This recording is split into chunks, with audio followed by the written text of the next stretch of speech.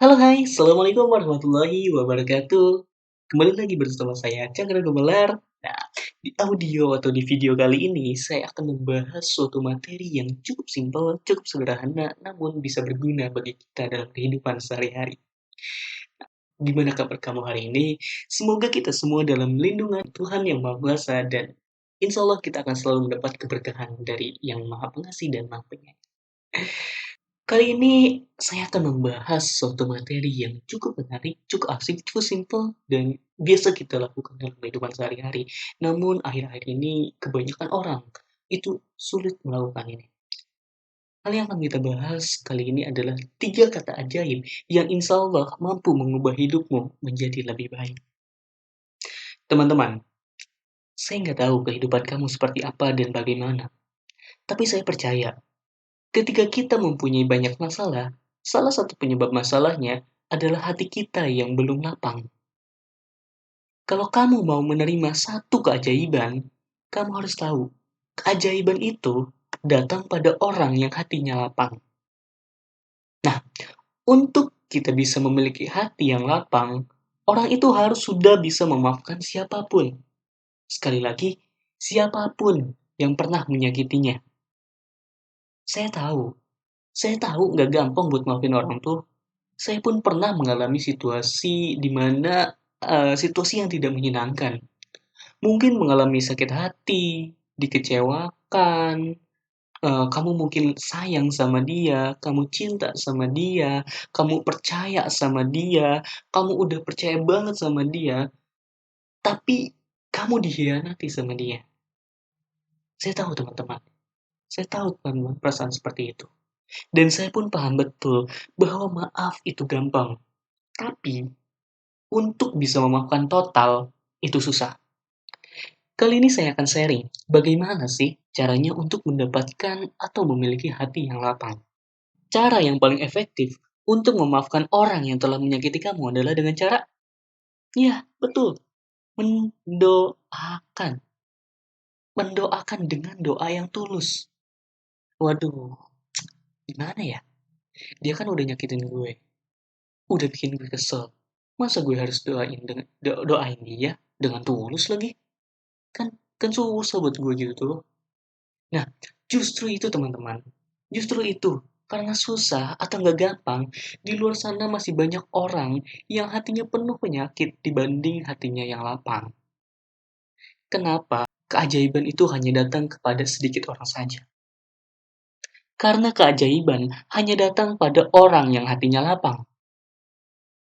Terus bagaimana dong caranya agar kita mendoakan orang yang telah menyakiti kita tersebut? Doakan dia dengan doa atau cara yang terbaik. Nah, supaya doanya lebih ngena gitu tuh, coba deh, kamu pejamkan mata, kamu merem. Kamu merem dengan tujuan supaya kamu bisa membayangkan lebih mudah. Oke? Kamu pejamkan matanya. Sambil kamu memejamkan mata, tolong kamu pikirkan orang yang sudah menyakiti kamu tadi. Pikirkan wajahnya, dan kamu pikirkan juga hal yang sudah pernah atau yang pernah dilakukan ke kamu, yang ngebuat kamu sakit hati, kecewa, benci oleh perbuatan dia. Pikirkan itu. Hmm? Sudah. Bagaimana perasaan kamu sekarang? Mungkin kamu marah, mungkin kamu jadi kesel, mungkin kamu yang tadinya udah reda nih, jadi emosi lagi. Pengen nelpon dia, pengen ledekin dia, atau enggak, kamu pengen nyindir dia lewat media sosial. Supaya dia sadar, dasar nggak tahu diri loh, dasar nggak guna, jancok. Mungkin itu hanya contoh ya, mungkin begitu. Nah, ketika kamu lagi kesel, coba kamu bayangkan deh. Bayangkan satu saja perbuatan baik yang pernah dia lakukan ke kamu. Karena gini, seburuk-buruknya orang yang pernah hadir dalam kehidupan kamu, pasti dia pernah melakukan satu perbuatan baik sama kamu.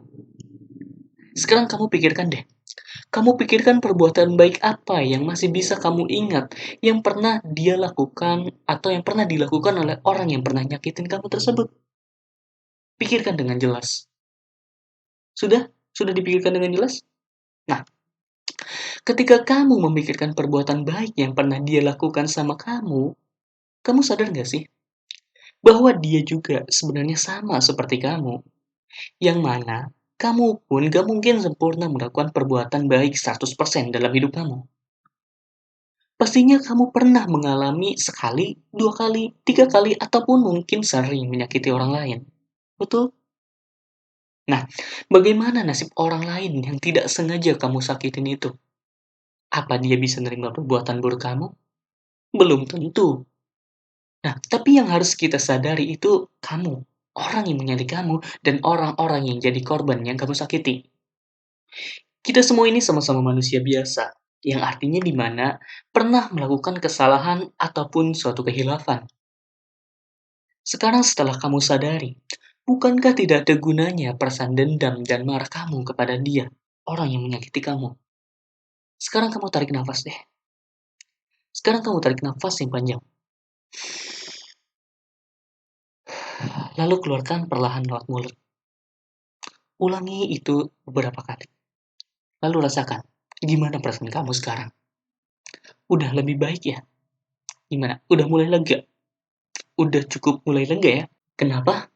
Karena kamu sudah menyadari bahwa ternyata pikiran kita yang berlebihan selama ini.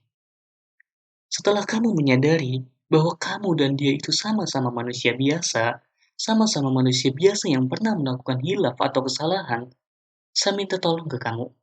Ya, saya minta tolong ke kamu, kamu berdoa kepada Tuhan. Berdoa dengan doa yang tulus. Kalau bisa nih, kamu sambil memejamkan mata, supaya lebih hikmat gitu tuh dalam berdoanya. Terus gimana dong cara berdoanya?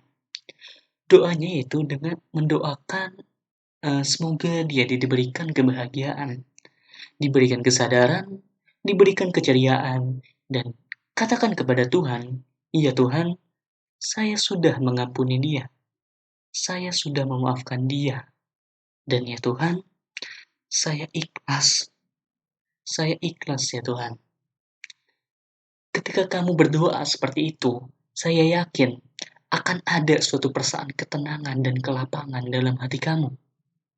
Dan ketika kamu benar-benar tulus dan ikhlas dalam mendoakan dia, orang yang telah menyakiti kamu, secara tidak sadar nih, kamu akan meneteskan air mata jika benar kamu tulus berdoa kepada Tuhan yang Maha Pengasih dan Maha Penyayang.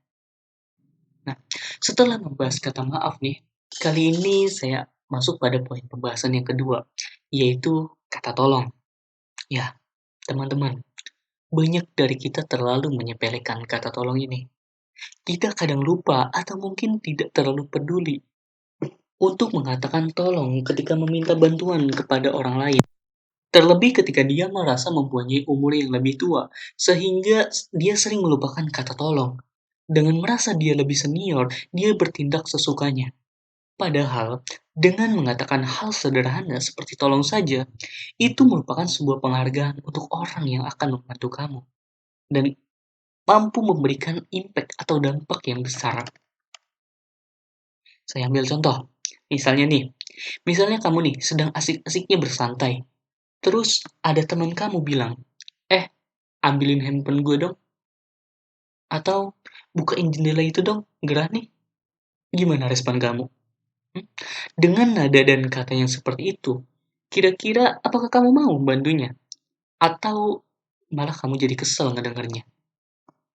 Saya rasa kita juga sebagai orang yang akan membantu dia, akan berpikir berulang lagi untuk membantunya. Tapi mungkin ada juga yang merasa, ya udahlah gue lakuin aja daripada ribet. Padahal kamu ngerasa gedek juga sama dia. Ketika kamu menyisipkan atau menambahkan kata tolong, maka semuanya akan terdengar lebih baik. Dan orang yang akan kita mintain pertolongannya akan merasa dihargai. Contohnya nih, seperti tolong tolong ambilin handphone gue dong. Boleh tolong bukain jendelanya? Nah, apa sulitnya sih menambahkan satu kata di deret kalimat permintaan bantuan itu? Tidak cukup sulit untuk kita lakukan. Coba deh,